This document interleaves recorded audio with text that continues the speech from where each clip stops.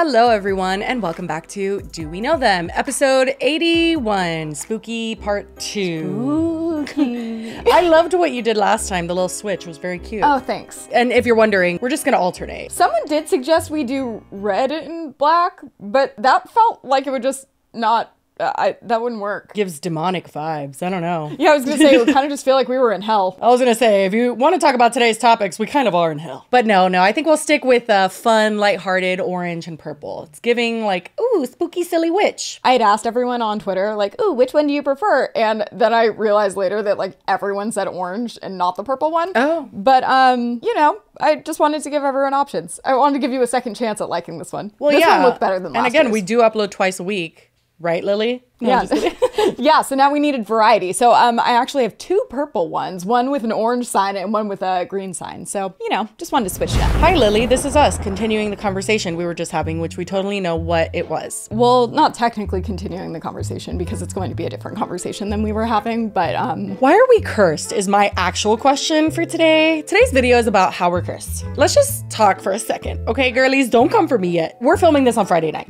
Okay, so you're watching this on Saturday. We're filming this part on Friday night. We filmed this much earlier than that. We filmed this on Wednesday, I want to say. And when we first filmed, I wasn't recording my audio. And honestly, who can really be sure what happened there? I'm not gonna point any fingers, but I think it was a ghost. she's across the country, so I can't tell. But that was tragic. So we refilmed, correcting the audio. And that was great. We got the episode done. Slay. No, not slay. Because then once I edited like 50% of the episode at least, Lily and I realized that the topic that we were covering, it needed to be trash canned. It needed to be thrown in the bin. We needed to throw it away. We could not cover it. I'm like, I'm kind of tempted to tell them what it was because I feel like people would know. I mean, honestly, it was on our subreddit. I know. Yeah, someone did suggest it as a topic. So if we had a Patreon, I almost feel like we would even post it to that Patreon because I feel like it's not like we don't stand by our opinion on it, but it was too murky. It felt the more we learned and the more we dug into the situation, mind you, it's not that we didn't do our research. We looked into this person and even for the following days, continued to look into this person. Oh, I did a deep dive. Yeah, to see like what is actually going on here. And we really couldn't find a solid answer until today when Lily found something that was just a little bit too much proof. It made it a little too risky. Yeah, so we were like, let's just maybe not get canceled. We're not ready.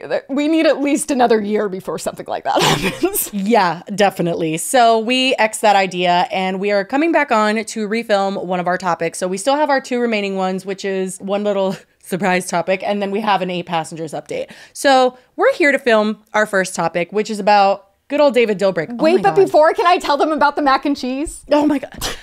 Guys, the things that Lily texts me about and like really prioritizes in her mind is befuddling. It's the ADHD, but also you know how much I love mac and cheese. And honestly, I was so validated because it seems like everyone else is on the same page except for you, as usual. Listen, I was always under the assumption that the shaped mac and cheeses always tasted worse than the regular mac and cheeses. Literally no one thinks that. Guys, tell her that everyone thinks the shapes taste better. And specifically, of all of the shapes that they've ever offered, the SpongeBob ones have always been the best. I don't know why. I think the SpongeBob shape in particular holds the cheese really well. There's a lot of crevices for it to go in. But you guys, it's been gone for like a decade and they just announced it's coming back. Oh. And that's the story. I was just letting you guys know because I didn't think it was going to blow up on my Twitter, but I think it's my most liked tweet ever. Well, listen, honestly, I'm happy for you. And I really do wish you the best on your SpongeBob mac and cheese endeavors. Am I going to eat it? No, I'm not. I don't care. I'll talk to you guys. I'm so excited to get it, but I'm a little nervous because with the amount of people that are excited about it, it's funny because I actually went on my Twitter and the only reason I even noticed that it had so many likes is because I'm scrolling through my mentions and they were all quote tweets of like just people raving about the mac and cheese, which is understandable. Then I clicked it and saw that it had 3,000 likes and then I checked it an hour later and it had 5,000 likes and then I checked it this morning and it had 15,000. So what I'm nervous about is you can't find it. Yeah. And like, are they going to ration it? Is it going to be like I was talking to my friend yesterday. I was like, do you think it'll be like Beanie Babies in the 90s where it's like you're limited per customer and you have to wait in line? With peace and love, I think you're going to be all right. I think there's going to be plenty in Let stock. her know. Can you guys set her straight in the comments, please? I know you'll be on my side. Can I ask you a personal question? How often do you eat Kraft mac and cheese? Honestly, not that often anymore. But now that the SpongeBob is back, hyperfixation meal, here I come. Oh my God, like when you were super into that hot chocolate. I remember that. Yeah. And then most recently it was cinnamon rolls, but I'm kind of over that now. She'll like literally get super fixated on one meal and eat it like every day, right? Yeah, well, I know there's people in the comments that will agree with that too. Apparently that's the ADHD as well. Yeah, I get that with some things, but on the 5th day, I'm like, okay, well, never mind, because I get grossed out. Mine usually last at least a month, I would say. Well, honestly, I eat Kraft mac and cheese like once a year, maybe. So that's why I'm not that excited. I made it kind of recently, and it's actually like one of the only things I've actually cooked in my new place. So that's why your kitchen's so clean. No, and I've just been I'm just all over the place now, but I'm like a studio. It's not a studio, it's a 1-bedroom, but I'm in the 1-bedroom right now. I use that as my office. Your 1-bedroom has been taken over by this podcast. Well, because there's too many windows and stuff everywhere else, so the lighting would be messed up. So this I can have be like a little cave. But so then I use the rest of the place just like a studio apartment. But I found that it's actually way, way better for me because I'm forced to look at it all. So I can't like shut the door and pretend it's not there. My old room, I would like not go in except to sleep. If I even slept in there, I slept on the couch a lot. It was just like a really large walk-in closet. So I keep this one really clean. I love that for you. I really do. And I wish you, again, well on your mac and cheese journey. So before moving actually onto the topic, we got a few comments that I want to talk about for a second. Just have a little comment talking session. I know some people are like, don't focus on the negative comments, and that's not even what this is about. What comments? There was multiple comments, since we're going to be talking about David Dobrik. There was multiple comments defending Jonah in our last video, but like a lot of them. I was so confused. I was like, I didn't read all of them. What are you talking? What was there? There was like surprisingly a large amount of people that were defending Jonah and saying like what he did wasn't that weird. I think there was like 2 or 3. There was a lot. If I'm not mistaken, I think that stems from like the hate for David Dobrik, which I kind of understand. And we kind of talked about how he like harbors that environment, and he's kind of partially responsible for why people think it's okay to behave like that. But guys, what Jonah did is not okay. Like, even though he went to a public meet and greet, yes, the way he described it was, I stalked him. I straight up stalked him. It's not like I really wanted to be there. I wanted to shoot my shot. It's like, I stalked him. No, I studied him. I studied him. Like, that's weird. I did see someone even say how, like, they compared it to Olivia from H3. With peace and love, the Olivia thing, it is interesting when you look at it. It's a bit much, but I do think there's a difference between doing it and becoming someone's, like, friend on a fake premise and then going and like applying for a job. And also a very important distinction to make there is that Olivia has always owned up to that. She's never tried to hide that. So, and she didn't show up at Ethan's house. No, not that we know of, Olivia. No, but honestly, it's just like that was the creepiest part, is the hiding it, the lying about it, the manipulation of it all. That's what freaked me out. It wasn't like just trying to like nitpick and make him seem creepier than he was. Like, it genuinely freaked me out. It wasn't lying by omission. It was like he full on said a different story. Yeah. And like for years went on to repeat that story and become close friends with those people and then be like, well, I admitted it to him in the pizza place, like randomly. It was just all weird. So I found that interesting. But you know what? We're open to discussions here. So I'm not like coming for people who are commenting that. I just found that like, oh, that's a take. It was like, no, that's not okay. And then a lot of people said like, how do you think most people get jobs with celebrities? And it was like, not by stalking them. If you're gonna do something like Olivia did with H3, which is she like looked through Ethan's like entire follower list and looked at anybody that she could possibly know and tried to really like get in there. If you're gonna be upfront with that and that person's okay with that and you apply for the job and you get it, and she is qualified to do her job too. So it's like, that's a different thing. Being knowledgeable about what someone's doing in their career is different than like forcing yourself into social situations with them so that they'll allow you to be in their crew and you can make money off of them. That just, it sat wrong with me. He acted like he was not a fan. He just wanted his big break. Honestly, again, it's not that David doesn't have anything to do with why someone would think that's even remotely okay. I'm not saying that, because we're going to be talking about David, and David is an extremely toxic person himself and has a lot of blame here. I just think that showing up to someone's house, forcing yourself into their little friend club, and then actually becoming friends with them is weird. I don't know. Well, and it's funny because I actually watched a lot of the old like first Vlog Squad videos, probably when he started giving away cars, because I was like, why is everyone obsessed with him? And I went back and started watching early ones, which I found were incredibly problematic. But then also,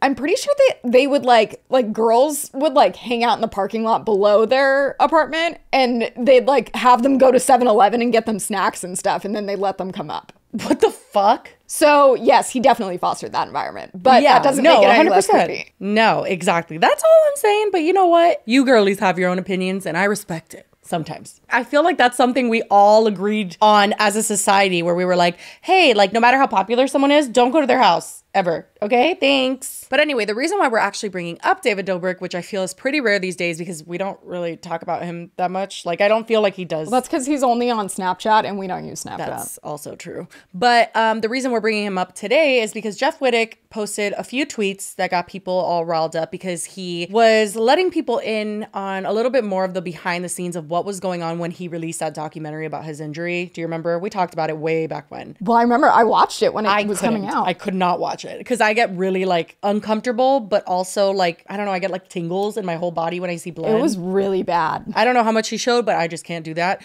So I've seen other people's coverage of it, but I haven't seen the actual documentary. And when that happened, I know that people's like large, not criticism of Jeff, but they were just like, what the fuck, is that he was kind of giving David grace in a lot of ways that people were like, what the hell? Like, he almost killed you. It didn't seem like he was mad at him. At all. It seemed like he was kind of just like fine with everything. And now we maybe know a little bit more why, I feel. Apparently, David requested, I don't even know if David actually requested it or Natalie was the one to bring it up. Oh, no, David straight up asked. No, David didn't straight up ask, but I'm saying I feel like everything Natalie asks for, David asked for. Apparently, basically, David was okay with the documentary existing, but he needed to have the chance to give notes on the edit. Can you fucking fathom someone almost killing you and then requesting that? If I was just doing a documentary on something that didn't involve an injury that you had anything to do with, but you were in it, I'd be like, no, you don't get to sit and give notes. And it wasn't like, oh, can I see it before it goes up to like make sure, like just not, it wasn't like an FYI. He literally made Jeff sit with him and Natalie and watch the fucking documentary. And they like sat there like they were like executive producers at a studio giving notes. Honestly, it's unclear what prompted Jeff to say any of this because there's one thing I know for sure, and that's that he's still in a legal battle with David Dobrik. So I know that he hasn't said everything he wants to say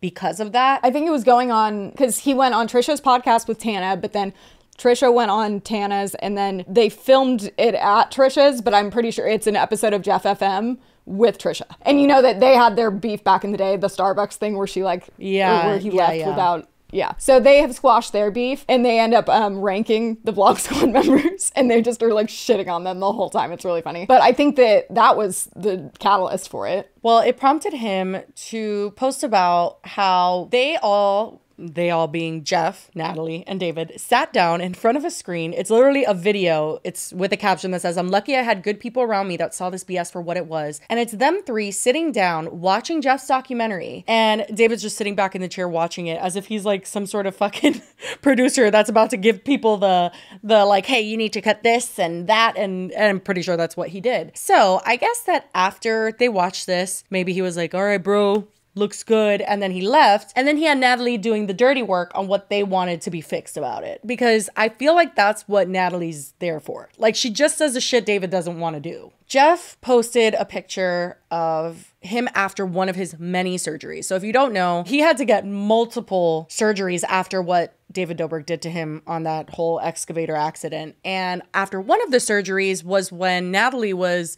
delivering her notes or like making sure that her notes were being applied properly. This apparently was also at a time that Jeff was recovering from said surgery. Yeah. So he's like on painkillers, he's like sleeping, he doesn't have his phone with him. And he might have actually tweeted about that because she seems to have some semblance of like, oh man, I don't really want to bother Jeff with this. Why? Because he's recovering from fucking surgery? But so he has his like actual friends that are not necessarily content creators that people know. They're handling the like final edits and stuff. And she texts him. Do you want to do the cold read? I guess we've read it, so it's not a cold read. I'd love to. She says, hi, exclamation point. I just saw Jeff's tweet, exclamation point. Don't want to bother him, but how'd the edit turn out? As if they're gonna respond and be like, oh, it's shit. Like, I know. And then this person who we're assuming had something to do with the actual cutting of the documentary said, good, we cut out the screenshots and changed some verbiage. He's in bad shape today, though, because he was recovering from surgery, which, by the way, is on his fucking eye. Do you understand how sensitive that area is? Do you want to know what's not sensitive? Natalie. No, honestly, when I saw this, I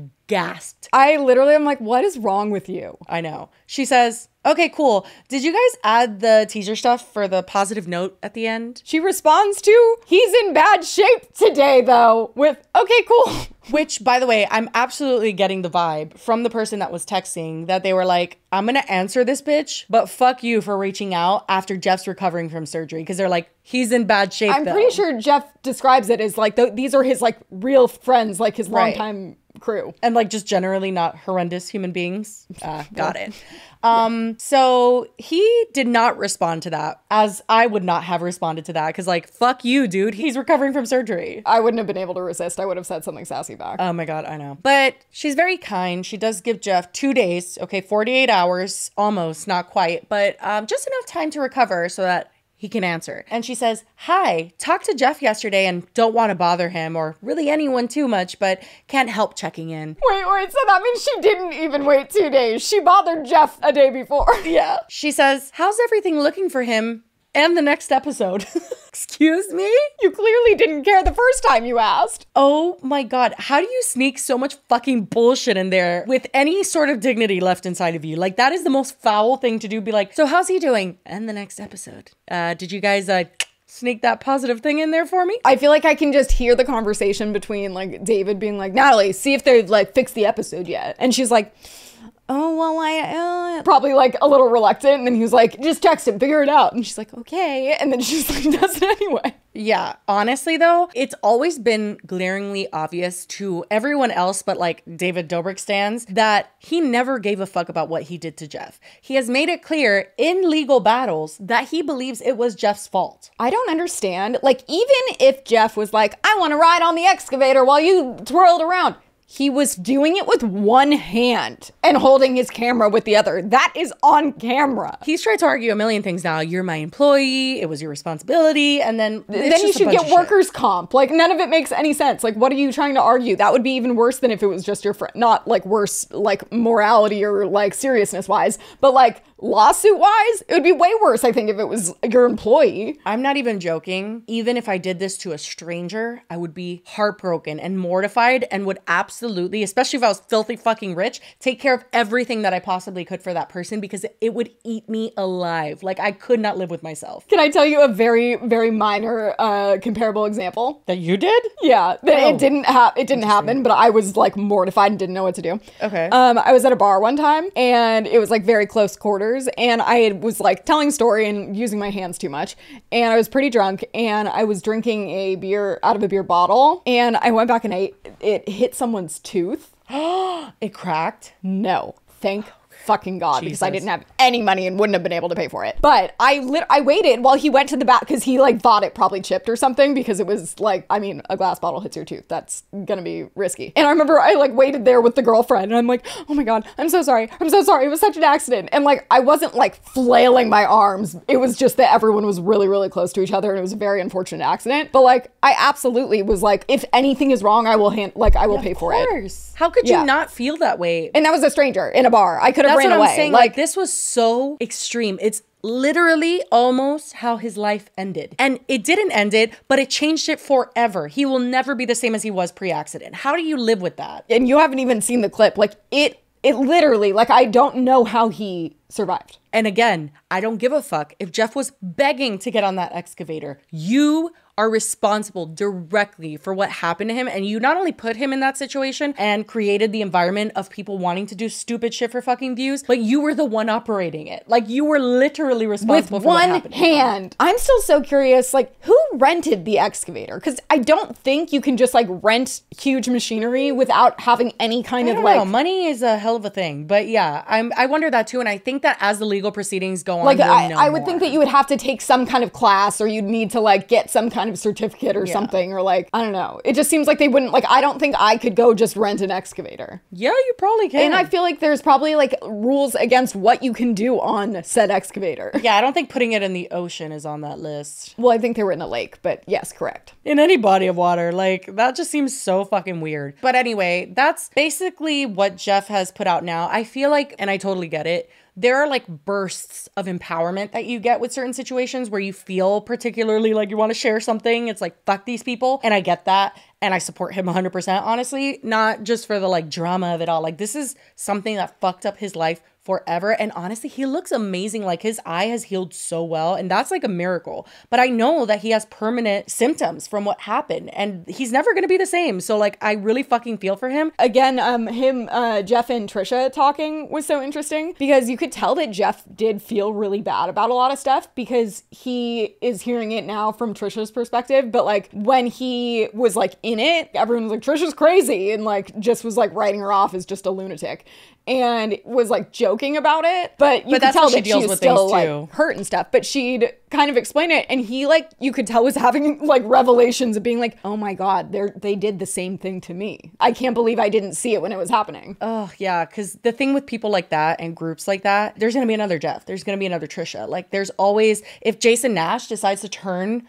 on David Dobrik, he's going to be the next one. Like, it doesn't fucking matter. You don't cross the ladder. And if you do, you're in trouble. Like, that's basically it. He very much has the energy of like, I created you. Don't fucking forget that. Well, especially then he gave them all cars and stuff too. So that didn't help. One more thing about Trisha that is crazy, for lack of a better word. Remember the whole rumor that she drove her car into, I'm not rumor, I guess, because she like admitted at one point that she drove her car allegedly into Jason's house. Yeah, she said she was high on meth and that she just kind of blacked out and drove into his house. Well, the key word there is blacked out because Trisha reveals to Jeff and Tana that she has no recollection of that happening. Oh, wow. And she just took their word for it. Like, Jason and David told her that she did that, but then she kind of thought about it for a while afterwards. It was like, oh my God, I must have. I was out of control. I'm crazy. Like, whether she did it or not. Like, the reason she admitted it was because they told her, not because she had any kind of clue that it happened. And then she said the more that she was thinking about it, like, there's no, like, wouldn't you think the car not messed up? Where's the hole in the house? And like, wouldn't you have like called the police? If she's saying that the car wasn't messed up and like his house wasn't messed up and there's no proof of that, then I guess we can like and you know that they all would have taken like pictures and videos of that. Yeah, but at the same time, it's on Trisha's end. Like if I'm Trisha, someone tells me I did something. If I drove into a house and there's not a scratch on my car, like if that's what she's implying, then that's weird. But I find that impossible. Like what? That doesn't make any sense. I don't know what that aspect of it is. I mean, I guess I don't blame her at all for like questioning things because they're so shady and they do lie about things or omit truths to save themselves. But I feel like that's such a wild thing to lie about and be like, Trisha, you did this. And she really did, if we're being honest, have a very toxic history with Jason Nash that was public and we all witnessed their horrendous like back and forth. So her being on drugs, admittedly, which she says she was, mixed with that really toxic situation, I'm like, well, I don't know what I think about any of it. But so even like car aside, whether she did or whether she didn't, she basically was just explaining how like they actually made her think that she was like batshit insane, which she claimed that she would like go to mental hospitals and stuff and they would be like, you're okay. Oh, really? I didn't know that. Well, she said that she went to an institution right after that. Like following that event, she went straight there. And then she was upset because David Dobrik didn't go to the hospital and like check up on her, basically. Oh, and that's actually another thing she brought up is that she like went on tour at one point and the Vlog Squad will all support each other. And like, she brings up, she's like, they all went to Scotty's shitty shows. But she said not one show did any of them ever come to. I mean, I'm not surprised by that. Like, They're not either great friends. But anyway, that's pretty much it. Just a quick catch up on our good friend, David Dobrik. Love that. Basically, yeah, just like it was confirmation of him being a horrible person and the Vlog Squad being a really toxic group and pretends to be shocked. Well, before we move on from whatever that was, we'd like to thank the sponsor of this episode, and that is Scentbird. Back again, we're so thankful. If you guys don't know, Scentbird is a fragrance subscription service, and it's really nice because then you don't have to buy a bunch of really expensive perfumes and just get stuck with one. You get new options all the time. And they come in these fun little like travel-friendly bottles, and you can mix and match them. I like to do that sometimes. Go half and half. Why not get crazy, you know? Like this. Yeah, life is short, sister. But I have to say, I got 3 bangers this month. I am obsessed with every single one of these. And actually some of them, my friend Kathleen, she's on YouTube and she's obsessed with perfumes. And some of these she's talked about, and specifically Floral Street's Sweet Almond Blossom. Oh my God, it is delicious. And I also got Toca's Lucia, which is the one I'm wearing today. And I'm layering it with Juliet Has a Gun Vanilla Vibes. I literally could grab any of these and just layer them. They are so delicious together. Oh my God, I'm obsessed. Like, seems like I don't care. Jessi wears them for every occasion and apparently wears 3 at once, but normally they do last a really long time, which again, it's nice because if you don't want to just have like one signature scent all the time and you want to kind of rotate, these are perfect. They'll last like a month. Oh yeah. What'd you get? I got Kenzie by Berry Beauty. Oh, this is going to be a rough one. I'm sorry. Sous Le Pont Mirabeau by Etat Libre d'Orange. Oh, good job. You know, I tried. But then my favorite is definitely the Sintra by Uso Vert. Uso Vert, and that is one Uso Vert. that Kathleen talked about too. She says it smells like an expensive hotel lobby. Does it? I mean, I'm not super familiar with expensive hotel lobbies, but I would imagine that, yes, that's pretty accurate. Perfume changes so much with the seasons. Like, I feel like most people, maybe not Lily, but most people will wear like a summer scent. There are some like year-round scents, of course, but there are more winter, fall scents, more summer scents. And I feel like Scentbird allows you to explore that without committing to one fragrance for a certain season. You know what I mean? It doesn't break the bank. Exactly. And you know what also doesn't break the bank? If you use our discount code that we're offering. Ooh, smooth. You can scan the QR code on screen or click the link below and then use the code DOWEKNOW55 off, and then you get 55% off your first month at Scentbird. Thank you so much to Scentbird for once again being an amazing sponsor of this podcast. We appreciate you.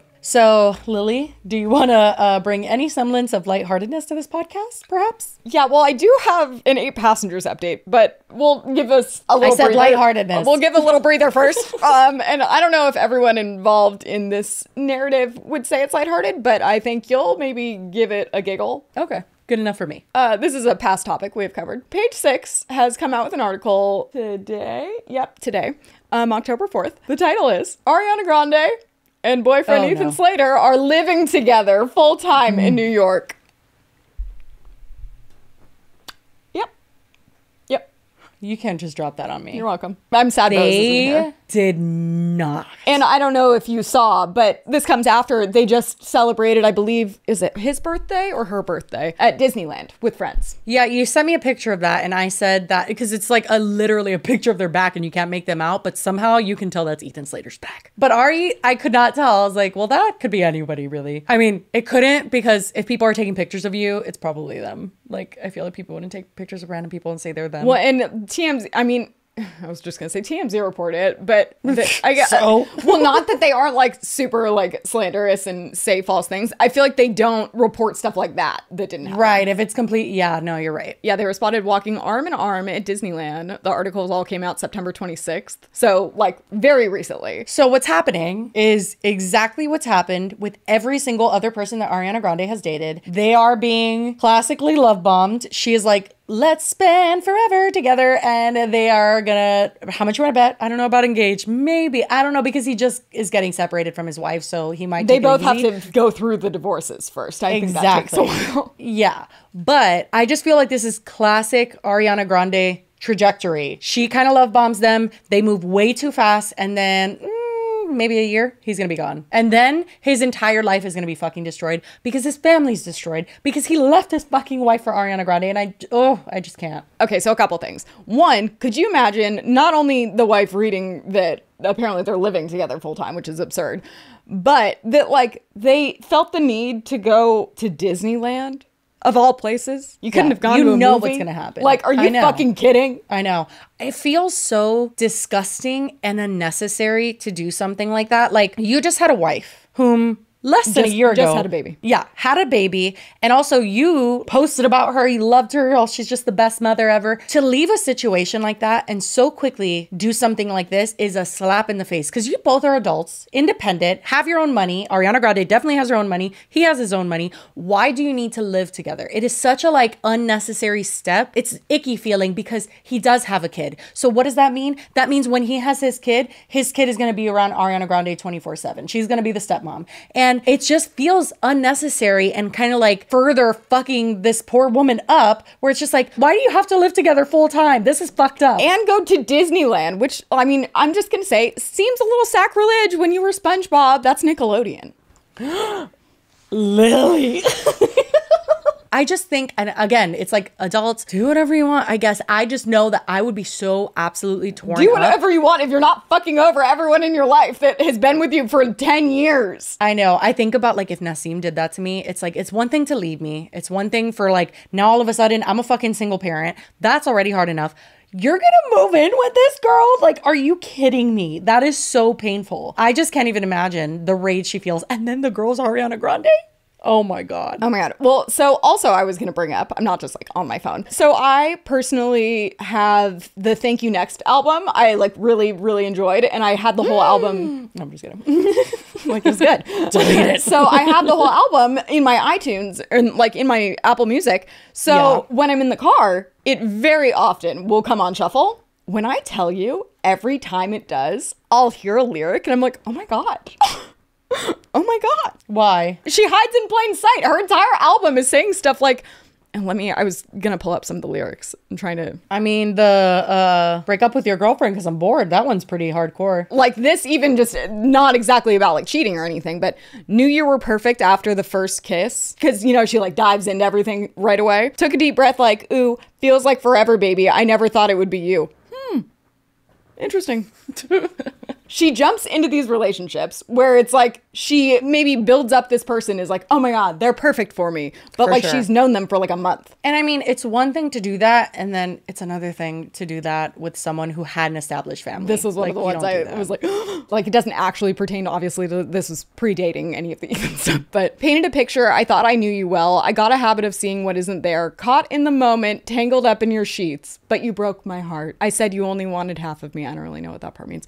But like every single thing she sings, I'm like, oh, it's about a lot of like momentary flings and like getting caught up in the moment and being in love right away. And it's just like, ooh. That's what she does. And again, it's like, do your thing, girl, just not with married men who have children, because that's actually life ruining. But okay, go off. It's all sketchy as fuck. So speaking of which, just a deep sigh. But anyway, we're back into that territory. 8 passengers. We haven't been trying to do like weekly updates because honestly, there hasn't been a whole bunch. There was a video interview with Kevin Franke's lawyer, which I found mind-blowing, to be honest. Let me pull it up because there's one part in particular. Let me remind you that apparently they were separated for 13 or 14 months. So, for example, if you and Nassim got separated and you wanted him to move out, and even if he needed to like go back to, he's from France, yes?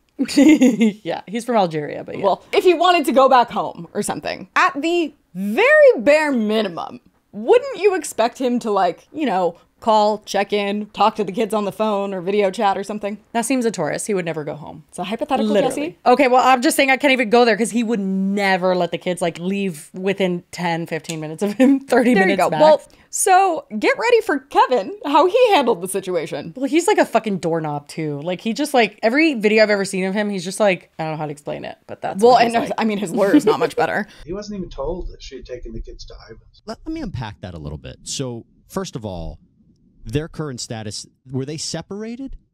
Correct. They were separated, I read, for 13 months, so they weren't living with each other. How much was he seeing the kids? Almost not at all. Actually, not at all. Why is that? Why is that? Because she told him it was better that they needed to work on their marriage and needed to keep their family together, but that everything was better off with him not in the home and not communicating with the children. If you can, why were they separated? What was the catalyst? Oh, I probably shouldn't go into that. That's pretty private. Mm-hmm. But let's just say they were they had a difference of opinion about their family. Parenting? I know you can't talk about it, but is it that kind of where we're going? Correct. Hold on. Wait. And their own personal dynamic. Okay. So he was living separate from her. Was he calling the kids? Because I think what a lot of people are looking at this and they're wondering, well, what did he know? So he might have been living separately from her for 13 months, but he wasn't calling the kids, checking in on the kids, seeing how they're doing. He's the father. I totally understand that. That was the big question on my mind and the big question on a lot of people. If you've read everything that's in the media, he's getting raked over the coals for that. Valid. But what people don't understand is that he was trying to preserve his marriage. He was taking direction from her. She's the one who asked him to leave the house and indicating that in order for him to be able to get back together with her and be a family, that she was requesting that he leave the home and that he not contact them or the children. Later told him that everything was blissful at home. It was so much better without him. So let's unpack that. So first of all, the fact that he like brings up that, or he kind of like validates that the reason they split up is because they had a disagreement of like parenting or something, feels like that is almost to plant the seed of like he didn't agree with what they were doing. But then why would you be willing to not even check in on them for the next 13 months? It is absolute fucking bullshit. None of that is true. We have not only like well-documented evidence of Kevin Franke being in on the fucking treatment of these kids as well as the exploitation of them. That's number one. Number two, didn't he like literally take off the 8 passengers logo of like the family van like days after they were arrested? Like that was on there forever and then he shows up to take it off. It's like, okay. It's funny because there's actually a part in this interview where he kind of dismisses the 8 Passengers channel as if it's like super old and like they haven't uploaded to that in years. And it's like, yeah, because they were getting reamed. Yeah, no. That paid for your fucking life, my dude. Oh, funny you mentioned that though, because he also tries to imply that Ruby has all that money and that he didn't get anything. And it's like, you were, what? I don't doubt that she's probably like not the funnest person to get divorced to and like would try to take everything. But they're not even getting divorced. They're just separated. That's the thing. You're going back and forth from saying I was separated from her, wanted nothing to do with her basically, to also saying like, well, the only thing that would save our marriage is if I didn't talk to the kids because you said that was what was best. Now, absolutely, in no fucking world would a parent that actually gives 2 shits about their child be okay, even if the spouse was like, this is the only fucking way I'm gonna be with you is if you don't talk to our children. Maybe for a week. No. My husband wouldn't do that for a week. My husband wouldn't go a day without talking to my kids. Like I'm talking, if we're separated, it's like, okay, we FaceTime every day. I need to see my children. Like those are your kids. Those fucking came from you. Like, are you joking? And for 13 months? Nah, bro. I'm sorry. You're a fucking piece of shit dad who, let me guess. Ruby did fucking everything, even though she's horrible. She made the food. She cleaned everything. She did everything for those kids, even though she's the worst and also the person who brought the most abuse on them. You didn't do anything other than maybe work or I don't know what the fuck he did. So he's so detached already emotionally that him leaving and not talking to them was really no big deal for him because he really wasn't that involved when he was living in the house. That's really what the fuck happened. When I was watching this, I was like, you're really going to be trying to fight for custody now and say you want to resume your fatherly duties, my ass. You haven't been doing any fatherly duties ever. You sent Chad to fucking wilderness camp. And also it's weird because Chad, I guess, was living with him for a certain amount of time. Just him though. Oh, I didn't know that. No, what I find fucking disgusting is like, even if he tries to come out now, because I do think that's what he's trying to plant like the seed for and be like, well, I didn't agree with any of the crazy shit she did. I was like a victim of it too. Then why did you leave your kids with her for 13 months? Well, that, but then also it begs the question of like, okay, I understand. Maybe she pushed you in certain ways that were not right. And I don't doubt, again, that it wasn't fun to fucking be married to Ruby. Sure. But as a parent, no matter what, it is our job to keep our children safe, even if it's from the other parent. He was completely on board with all that shit. I know that. But even if he tries to say he wasn't, it's like, well, you still stood by and allowed it to happen and participated in it. So there's no good parent that can say that like, oh, well, I was just being pressured. No, I'm sorry. Your kids depend on you to fucking stand up for them. And you didn't. And I'm not going to sit here and fucking for a second throw you a bone. Sorry. Get ready. No, now this is later in the interview, the money part in the channel. We're facing. The YouTube channel that they had was shut down. Did Kevin ever explain to you why that happened? No, I have no understanding as to why that was taken down. I know after these incidents at Ivan's, I believe that a lot of their material was taken down. Do they live in the fucking Grand Canyon? Literally, that's Jody's house where the kids were, which is in a nice gated community, and we'll get to Jody in a second. But the fact that he like, oh, I don't know why the channel was shut down, then he like kind of diverts to Connexions being shut down and Moms of Truth. Like that whole situation. But Ruby, like they had deleted 8 Passengers like over a year earlier or something because of all the backlash online and people calling them out for being abusive. Yeah, but you know how people online like to pretend that they leave on their own. Well, yeah, obviously. Like they're like, oh, well, I just decided to, but you were run off. We were all there. Like the lawyer kind of tries to mix it all and he's like, oh, well, the channels were taken out. Like he very much will keep watching, but he tries to like remove Kevin from all of it. And you're like, Kevin's in the fucking videos. The money that they made off of the show, I think Ruby had claimed at one point they were making a significant amount of money. Has Kevin ever spoken to you about that, about how profitable that show was? Kevin was simply giving his earnings to Ruby that were going to support the family. He retained sufficient amounts of money to take care of himself while they were separated, but all the rest of that money was going to Ruby to support the kids. While you were living with them? What's a sufficient amount of money? Because that's very vague. Well, and like, what are you talking about? Like, I'm sure they had like a joint checking or something. Like, the YouTube money wasn't just going to Ruby. Like, that's laughable to imply that. And to me about what amount of money was ever generated by that. He actually, pardon the phrase, but he actually disconnected from any involvement with Connexions a year and a half ago, and hasn't had anything to do with 8 Passengers for even longer than that. Well, that's because 8 Passengers stopped existing over longer than that. Like, not that I feel like anyone is believing any of it, but it's unreal. Anyway, speaking of money, let's shift gears and let me pull up this fun little document. Because do you know what Jody had Connexions registered as business-wise? An LLC. I don't fucking know. No, a 501c3 nonprofit. No, what a little rat. A nonprofit, you say? That's weird, because when I go to the Connexions website, it begs to differ when it advertises a bunch of shit that you can pay for. Oh, they have workbooks. Oh. Like, are these DVDs? Oh my Like, God. What year are we in? If you go to About Us and then go to the business team, we have our good friend Ruby, but then we also have someone named Pam Bodster. Is she new here? I think I saw her before, but like they never mentioned her, so I kind of just like didn't Poor really Pam. think it was Yeah, relevant. she got overlooked. But real quick before we get back to Pam, scrolling down.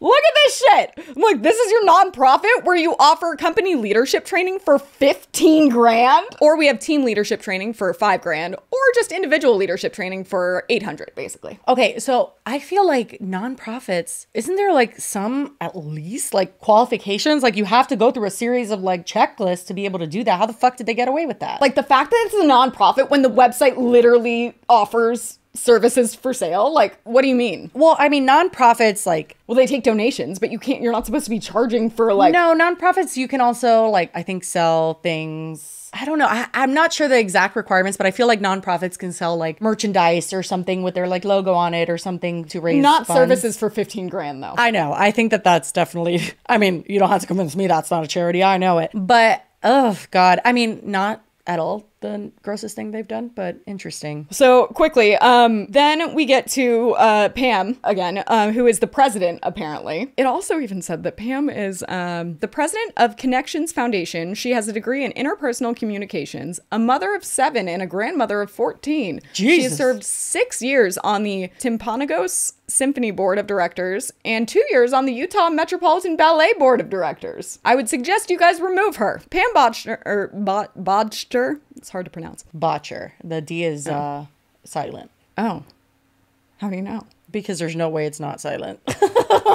Botcher? Like, that's fucking wild. Oh, so Jessi, who we watched, it's Jody's niece, who we watched the interview last time, said, when I was living with Jody, Pam was around. She was Jody's best friend. I didn't realize that she was connected in this. I mean, I have very strong feelings towards Pam because of not that she was directly applying abuse, like she wasn't actually involved, but she was one of the people that was constantly surveilling the surveillance of reporting back to Jody. Oh, that's being part of the abuse because then Yes. Jody inflicts the abuse for sure. And then there's an article that just came out today. New report details whereabouts of Ruby Franke's children on the day of her arrest. So it says, according to the police, officers then reached out. So they had like entered one of the houses at one point and like broke down the door and no one was there. And then it says, according to police, officers then reached out to the oldest Franke sister, who's Sherry, who's been like very involved in this all the court proceedings. One of the children left a local place of employment by telling her supervisor that she needed to leave for a family emergency. After reviewing surveillance video from the local place of employment, it showed that one of the children was picked up by none other than Pam. So if she was the go-to call of like, hey, do me a favor at that time for Jody, then she knew what was going on. For sure. Well, I can't help it. I think this isn't the same level of extreme, but did you watch Breaking Bad? Yeah. You know Mike, who like goes and does like the cleanup, and he like, oh yeah. he's like really quiet old guy, and he just like, he handles everything. Yeah. I feel like that's who Pam is. It's just like their little errand person that goes around. Honestly, I mean, I feel like her affiliation with Connexions to this day is bad enough. So it's like, I don't doubt that she knew, but then this kind of confirms it. And then it says that Springville officers were then heading to American Fork to speak with Pam, and they were contacted by Utah County Major Crimes detectives who were at the home in American Fork, and they told the officers that both of the children who were not accounted for were there. After dialogue and questioning, Pam explained that around noon that day, she received a call from Ruby Franke, who told her that she had a family emergency and asked if Botcher could pick her, and it names the two kids, pick them up. According to Botcher, Ruby asked her if the two children could go to her house for a while. And she told the officers that was not a weird request, apparently, because she had them over to her residence to do housework and other chores. So you're saying that these kids who had wounds on them and were malnourished for a long period of time would go to your house and do chores for you, and like nothing was out of the ordinary. Interesting, Pam. This is also after we heard that they were like being forced to pull weeds at Jody's house in like 100-degree weather. What is this, fucking holes? Jesus. My God.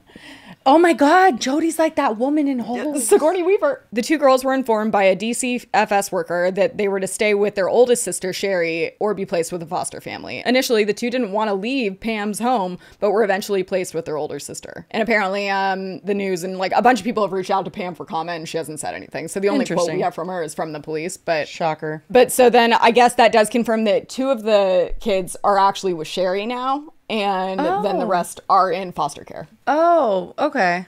Damn, Jesus. That's so fucked. Them being split up like that. And that supposedly after the cops broke down the door, I guess Sherry went in and got like clothes or something for the two kids that were staying with her. And there's an article that claims that Kevin was like trying to sue her for it, like get her in trouble for breaking and entering. Oh, I don't and, even fucking doubt things. that. I don't even doubt that. And then he claimed that he was going to try and sue the police because they wouldn't let him like try and press charges on Sherry. It was a very strange article. I don't know how much legitimacy there was to it, but regardless, the whole thing is so weird. And I'm still not over the fact that Kevin is out there being like, to have his lawyer go around saying like, he just wants to resume his fatherly duties. Resume after his over a year hiatus? Yeah, like, maybe you what don't. What do you mean? Do everyone a favor and don't resume that. Wow, this was, I'm exhausted. I feel like this was such a journey, this episode. Yeah, just wanted to leave you guys on a really positive note. Yeah, thanks, Lily. Love that.